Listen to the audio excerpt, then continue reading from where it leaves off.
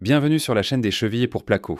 Si vous êtes entrepreneur, constructeur ou simplement quelqu'un qui souhaite en savoir plus sur l'installation du placo, vous êtes au bon endroit. Dans cette vidéo, nous vous montrerons comment les chevilles pour placo peuvent de faire la différence en termes de stabilité et de sécurité pour votre projet de construction. Vous apprendrez tout ce que vous devez savoir sur les différents types de chevilles pour placo, comment choisir la bonne pour votre projet et comment les installer correctement. Alors, prenez une cheville et accompagnez-nous dans ce voyage d'apprentissage. Le placo est un matériau très utilisé pour les cloisons intérieures ou les faux plafonds dans les maisons et bureaux. Les épaisseurs de ce matériau peuvent varier de 10 à 16 mm. Plus ce matériau est épais, plus il sera résistant. Pour accrocher des objets ou des meubles, il était nécessaire de savoir quelles options de chevilles pour placo existent et quand utiliser l'une ou l'autre. Avant de percer un mur ou un plafond en plaque de plâtre, il est essentiel de passer un détecteur de métaux qui révélera où passent les profils métalliques afin de pouvoir les éviter. Cheville pour placo, accrocher des charges légères, cheville pour placo. Si vous souhaitez accrocher des objets tels que des tableaux ou des miroirs légers sur votre mur en plaque de plâtre, il est préférable d'utiliser des chevilles autoforeuses. Voici comment fixer les chevilles autoforeuses au mur. Étape 1. Après avoir décidé de la hauteur à laquelle vous allez accrocher l'objet, vissez la bride directement dans le mur sans avoir besoin de prépercer un trou. Étape 2. Ensuite, placez votre équerre. Vous pouvez maintenant accrocher l'objet. Étape 3. Dans notre cas, nous allons accrocher un tableau décoratif. Si vous ne souhaitez pas faire de perçage et souhaitez accrocher un objet très léger, vous pouvez utiliser l'adhésif Loctite. Cheville pour placo. Accrochez des charges moyennes au plafond. Poids entre 3 et 5 kg. Pour accrocher une charge moyenne entre 3 et 5 kg au plafond, nous pouvons utiliser la cheville à bascule.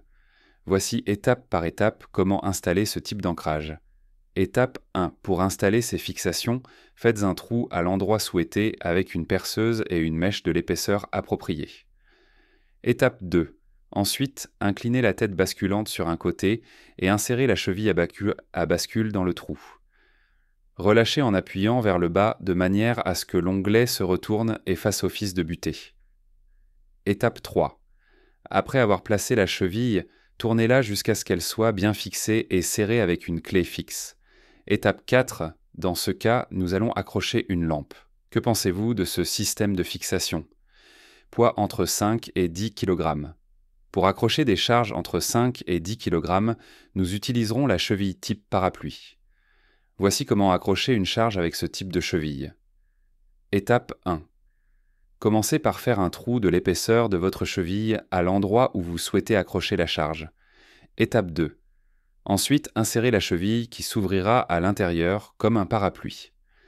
Étape 3. Après avoir placé la cheville, fixez-la en la tournant jusqu'à ce qu'elle soit bien ancrée. Étape 4. Vous pouvez maintenant accrocher votre plante.